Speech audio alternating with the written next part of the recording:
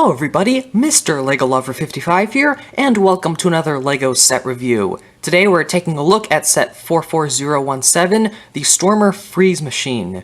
This set is recommended for ages 7 to 14 and has around 88 pieces. So taking a look at the packaging here, we've of course got the Freeze Machine there, LEGO Hero Factory logo there at the top, as well as the Invasion from Below the logo there in the corner, and this would have been some artwork there. Got the set info, and we've got the minifigures there, or figures, and then here on the back it shows all of the play features and all. And that's pretty much it, so let's go ahead and take a look at the actual set. Now this set is one of my favorites of the Invasion from Below mechs, mainly because it's your traditional mech. Or at least this is my favorite one out of the ones that I own. I don't own the Furno Flyer machine and the Rocka Stealth machine. I don't own... The only two Wave 1 sets I own are the Evo Walker and this set, and I own a lot of the Wave 2 sets. I'm just missing one from Wave 2. But anyways, back to this set. I like this one mainly because it's a traditional mech that you would see. It's got standard 2 legs, 2 arms, sort of 2 arms. It's got like a blaster for an arm, but still, it's sort of just a regular mech. And I don't know, I've just always been a fan of just regular mechs, not like super like creative 3-legged mechs and all of that. But I don't know, I've just been a fan of just regular 2-legged and 2-armed mechs. So this one's really cool because it's got the this thing on the back. So basically how this works is, well, you can pose it like that, you can have it go down, or you can even take it off if you want to, but basically I believe it's supposed to be like some sort of storage container.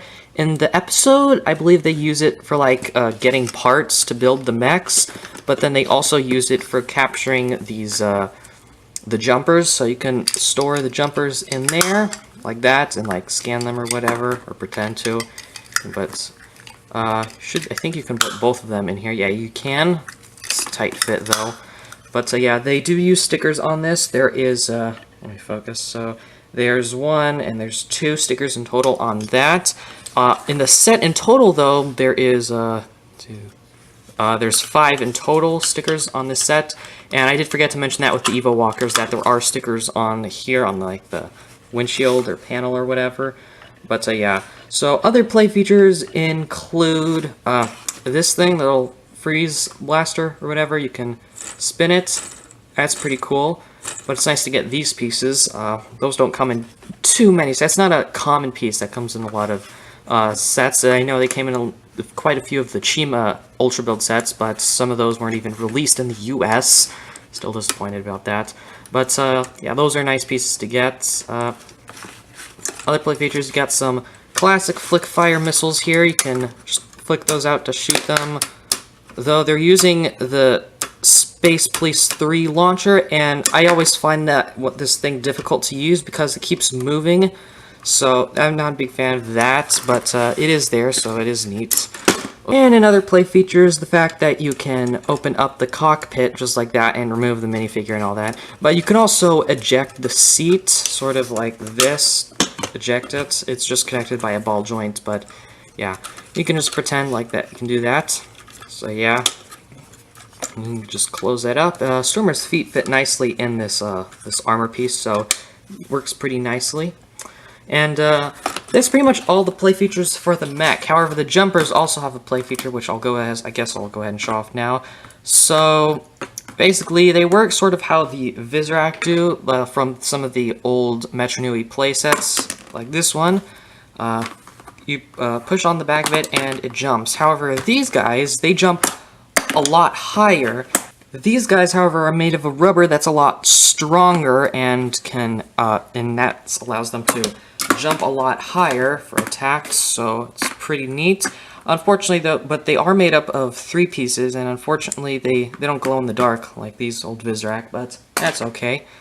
But yeah, that's pretty much all of the play features, but taking a look at the mech itself, so color scheme is white, dark, or gunmetal gray, light trans blue, and different shades of orange. So the color scheme is a little all over the place with this one, but the main color scheme it's trying to get across, I think, is definitely the gunmetal gray, white, and the trans blue, or trans light blue. Although there is also a bit of silver there.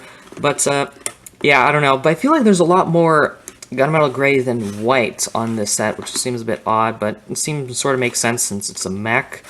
But yeah, here's just a look at it from several sides.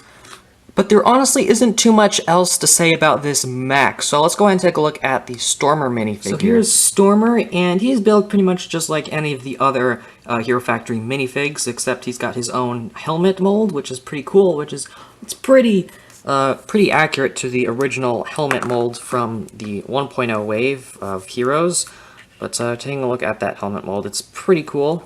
You can see I don't have the actual helmet right now to compare it to, but yeah, it's pretty similar. It's got like a lot of the same molding designs like right here, and it's also got sort of the antenna there in the back. Looks really cool, and it's even got like little dots here on like above the eye hole, which is really cool. And then for the head, they just use a blank blue unprinted minifigure head, which I think is really cool because we don't really get very many unprinted minifigure heads in a variety of like regular colors like these, I guess. Primary colors, I guess, but yeah, it's pretty cool. Uses a printed 1x1 round tile piece for the hero core, and it uses a minifigure skeleton body for the body, which is pretty cool. They just cover it up with the armor. That's pretty much it here for Stormers, so let's go ahead and take a quick look at the instructions. So here's the instruction manual. So here on the front, same stuff as on the front of the packaging. Next page, it shows a little comic for the set and advertisement for the Hero Factory website, which is a bit odd that they do it here in the beginning. And then it shows that if you are confused, you should organize your pieces. And then we have the instructions, more instructions, and then the final product, and our good old list of pieces. And then it shows the combiner model between a lot of the other mech sets from the first wave. Then it shows the combiner model for all of the mech sets, as well as all of the beast sets from the first wave. And that's pretty much it. So let's go ahead and move on to the end of the video. So out of all of the mech sets from Invasion from Below, I think this one's definitely my favorite, mainly because it's just a classic regular mech, as I mentioned before. Not just some crazy four-legged or three-legged mech like Evo Walker or some of the later mechs from the Wave 2 of Invasion from Below, but I really like this one, just mainly because it's a simple design. It's what you would expect a mech to be, but I just honestly didn't really have a lot to say because I didn't exactly have a whole lot to, I guess, like about it, not a whole lot to dislike about it. It's just, even though I do like just classic mechs, there isn't a whole lot to this one. But some things I will point out that I don't like is that I feel like it keeps falling over a lot. You might have noticed that a little bit, because there are no friction joints at all. Usually with these large feet, they actually add some like friction joints, at least with some of the larger sets that they've come out with in the past that use these feet. They usually will use friction joints for the ankles, but they didn't do it this time. They also, they didn't put anything on the back of the feet to hold the ankles in place at all.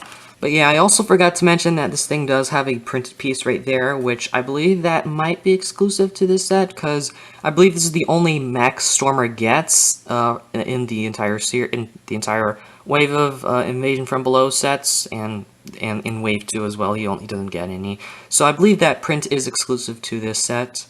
But overall, there's not really a whole lot that makes this mech, I guess, very interesting or amazing. It's just it's an okay set. It's fun to play around with, but it's not like it'll blow your mind away. It's like, it's not a super cool mech like some others, but it's neat, I guess.